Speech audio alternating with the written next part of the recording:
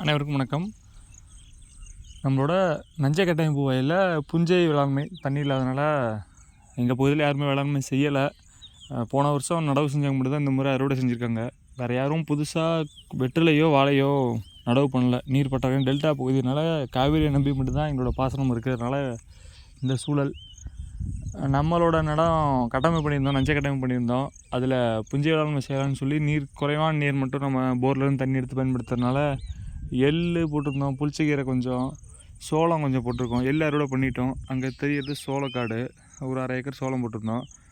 இப்போது அதில் தான் காய்கறி போடலான்னு சொல்லிட்டு கிடங்கு தொழில்நுட்பத்தை கடைபிடிச்சோம். ஏன்னா எங்கள் பகுதியில் வாழை வெற்றிலையுமே கிடங்குகளில் தான் பயிர் பண்ணுவாங்க. இதே தென் மாவட்டங்களில் நான் திருநெல்வேலி பக்கம்லாம் பார்த்துருக்கேன்.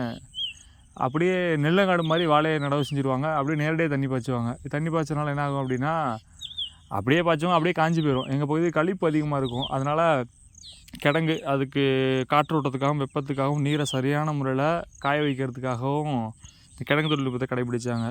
சரி, அதே தொழில்நுட்பத்தை ஒரு சின்ன அமைப்பாக ஏற்படுத்தி காய்கறிக்கு பயன்படுத்துவோம் அப்படின்னு சொல்லிட்டு தான் இதில் கொடி காய்கறி போடலான்னு சொல்லி ஏற்பாடு பண்ணியிருக்கோம். மேட்டுப்பாத்திங்கிற மாதிரியும் கொடி காய்கறி, கிடங்கு தொழில்நுட்பம் எல்லாம் ஒரு சேர்ந்த மாதிரி ஒரு அமைப்பை எங்களுக்கு தெரிஞ்ச வகையில் எங்களால் முடிஞ்சதாக செஞ்சுருக்கேன். அந்த இதில் புடலங்காய், இதில் வந்து சுரக்காய் முளைப்பு வரல, ஒரு 4 நாள் ஆகுதுன்னு நினைக்கிறேன். ஆமாம், 4 நாள் ஆகுது. வெண்டைக்காயெலாம் நல்லா முளைப்பு வந்துருச்சு. இப்போ இதனால் என்ன பயன் அப்படின்னா, இப்போ மழை பெய்யாத வரைக்கும் தரிசாகவே போடலாம், ஒன்றும் பண்ணாது. இந்த மாதிரி காட்டிலையுமே மழை பெய்யும் பட்சத்தில் ஈரப்பதம் ரொம்ப அதிகமாக இருக்கும்.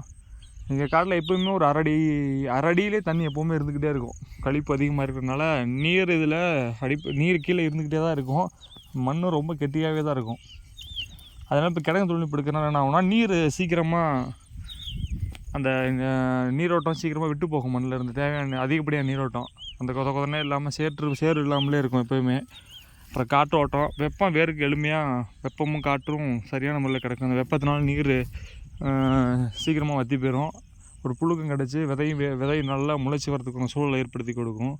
அதே மாதிரி மண்ணுக்கு ஒரு காற்றோட்டம் கொடுக்குற வகையில் இந்த குழிகளை ஏற்படுத்தியிருக்கோம். இந்த குழிகள் இந்த கிடங்கு முறையை கட்டமைச்சிருக்கோம்.